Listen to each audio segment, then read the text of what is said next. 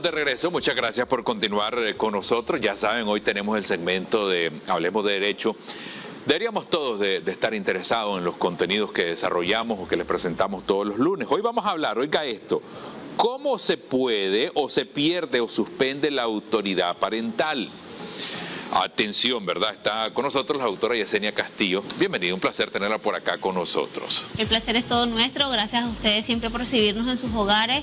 Efectivamente, el tema de la autoridad parental es un tema que por el nombre a veces no logramos conectar qué es, ¿no? ¿Qué significa? Yo fui uno que le empecé a preguntar, o sea, hablemos cómo pierdo mis derechos como padre.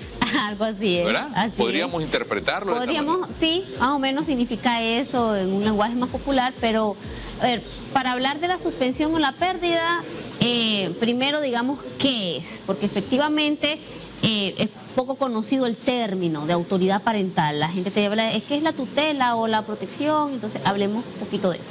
Entonces, autoridad parental son todas aquellas facultades y deberes que la ley te otorga y te impone a la vez, porque no solamente es como un derecho, sino que también es una obligación al padre y a la madre, a los dos en conjunto, sobre los hijos menores de edad o los que han sido declarados incapaces, para que les asistan, les protejan, para que los formen en la vida y administren también sus bienes, pero ojo, que no es sobre todos los bienes, ¿ok? Pero sí sobre los bienes. Entonces, esa es la autoridad parental.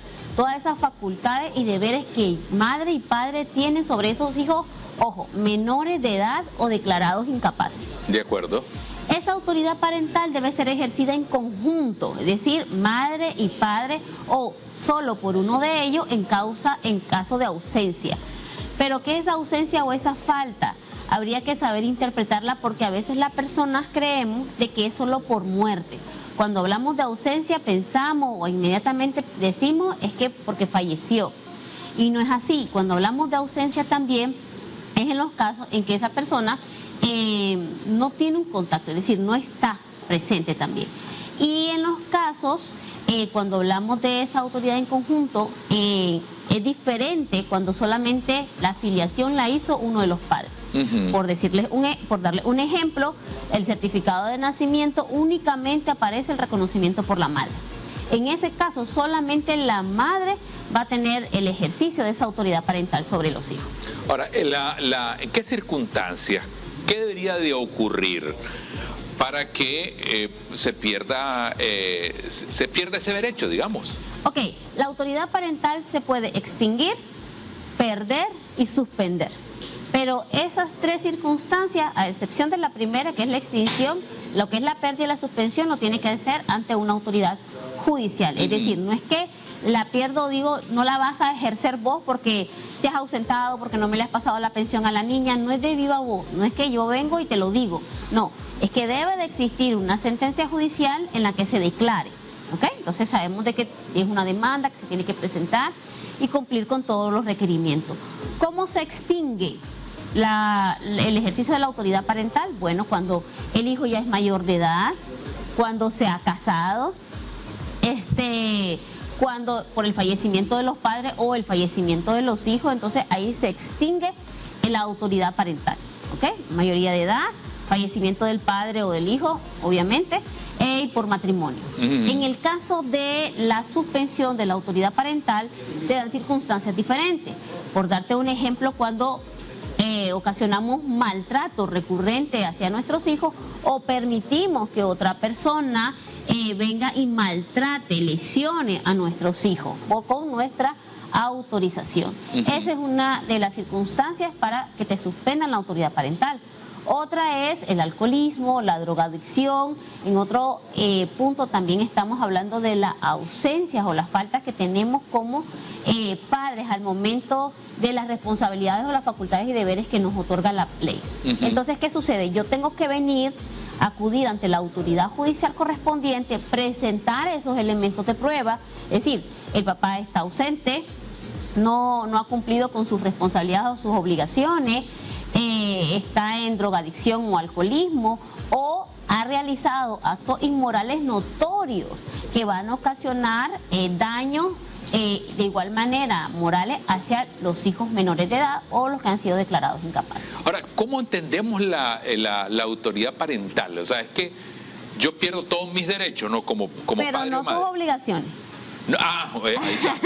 Las obligaciones siguen. Las obligaciones siguen. Eso es inamovible, eso no se puede tocar. Eso no, usted viene y pasa su pensión correspondiente para con su hijo. Ajá. Igual puedes tener la relación padre-hijo, es decir, el régimen de comunicación y visitas lo puedes mantener. No es que dejaste de ser su padre, no, es que se te está aplicando una medida o una de lo que establece el código, una suspensión, porque realmente no podés ejercer la representación legal de tu hijo por las circunstancias que estamos hablando. Ese es el principio que prevalece, es la integridad del hijo. Es que estamos hablando siempre de interés superior del niño o la niña. Ajá. Siempre estamos hablando de esos principios. Siempre las leyes van a protegerlo.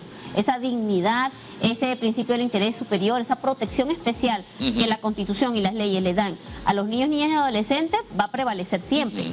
Por ende, te protege. Es decir, te está protegiendo a ti niño y a ti madre o padre, porque igual no sabemos a quién se le va a suspender, si a la madre o al padre, esa autoridad parental. Entonces, el ejercicio de la autoridad parental en caso de suspensión va a quedar sobre uno de los padres. En caso que se le suspendan los dos o la pierdan los dos, al tutor que nombre el judicial. De acuerdo. ¿Okay? Ahora, ¿cómo se procede? Generalmente la persona o el padre, ¿quién procede? O el que tutela al niño. La petición la puede realizar uno de los padres, efectivamente, un consanguíneo de la familia. De igual manera puede ejercerla un juez de oficio si se diera cuenta de lo que está sucediendo, o el judicial cuando esté conociendo de la demanda que puede presentarse por otra circunstancia, de igual manera puede suspender. El judicial siempre va a actuar o debe de actuar bajo esa protección que se debe de garantizar. De igual manera surge lo siguiente: imagínense que a qué medida llega la protección que se le quiere garantizar a estos niños, niñas y adolescentes, es que en caso de desacuerdo entre padre y madre durante el ejercicio de la autoridad parental, y no estoy hablando de divorcio, ojo con eso. Entonces, en ese ejercicio de la autoridad parental, cuando hay desacuerdo, puede presentarse la solicitud ante la autoridad judicial correspondiente, que aquí son los tribunales de familia, para que el juez sea el que decida cuál va a ser la medida correcta. Es decir, si nosotros estuviéramos casados, tuviéramos hijos, estuviéramos en un desacuerdo sobre ese ejercicio, un juez va a venir y tomar la decisión que mejor le convenga al niño.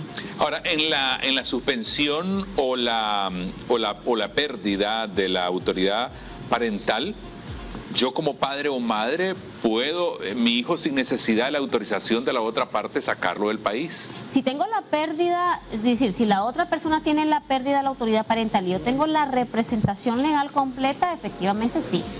¿Por qué? Porque estoy demostrando de que yo soy la única persona que tiene esa representación legal sobre ese menor de edad.